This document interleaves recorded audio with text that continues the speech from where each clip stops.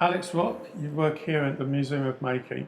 Can you say why you say this is where the Industrial Revolution started?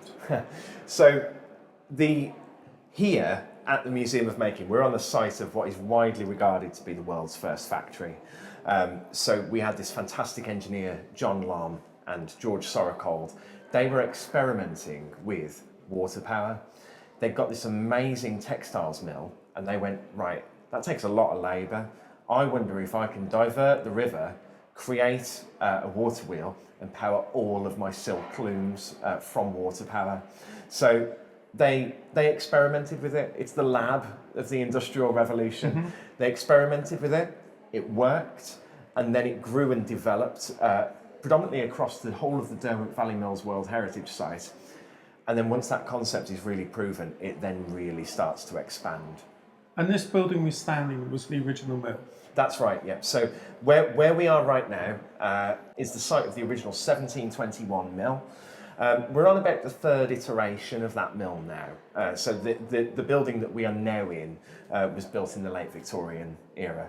But this has always been a real site of making for the city. And we just had a lovely lunch, which I know is from locally produced and sourced material. I had a wonderful fish finger sandwich, which was from the fishmongers. Absolutely. So what we do, this is the Museum of Making. We celebrate the makers, we celebrate local makers, we celebrate the work of our chefs. Our chefs start the day every morning by going to our Victorian fishmongers, just a couple of hundred yards away in the city. They walk there, they see what's landed, they see what's on offer, they bring it forward, and then they make and produce. Nothing here is brought in. Everything is handmade. We have that real spirit of making still in the work that we do.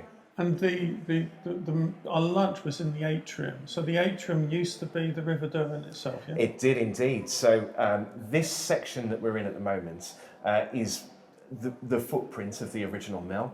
The Museum of Making opened in 2021. It was an £18 million redevelopment, and as part of that redevelopment, we took a grassy area where the river used to be, and we built a giant atrium in there that has a Rolls-Royce engine suspended from the ceiling and an amazing exploded Toyota Corolla as well, celebrating some of the key industries in the city at the moment.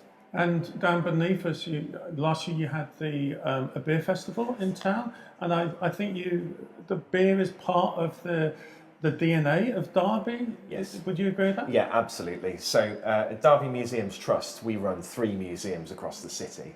One of them, Derby Museum and Art Gallery, our oldest museum, was essentially paid for by Michael Thomas Bass of Bass Brewery. So, we like to say that, we have a museum that is built on beer money, and beer and brewing is integral to the city's narrative. We are a heritage organisation. We are a set of museums. We're here to tell the city's story.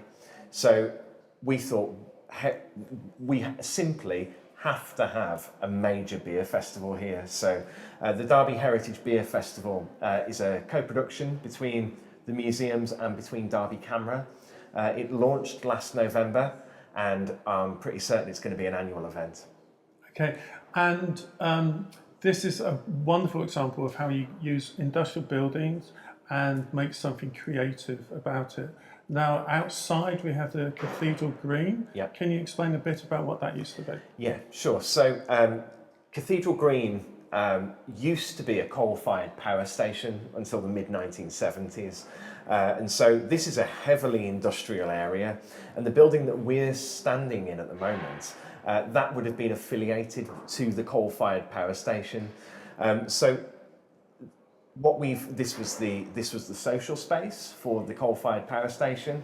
This was the admin block. And so it has been repurposed to celebrate that culture of industry and that culture of making within Derby. And it's really, really important to do that. We have these fantastic heritage assets, and with a bit of good thought, with some architectural genius, and a real approach to sustainability, it's really important to kind of make sure that we're repurposing those spaces and opening them out to the public. There is something that is in the DNA of this building, in the bricks and mortar of this building, that encourage making and production. So, you know, why would you knock that down? And can you explain some of the projects you have coming up in the future? Yeah, sure, absolutely. So we've got, we're working on, Derby Museum is home to the largest collection of works by Joseph Wright of Derby.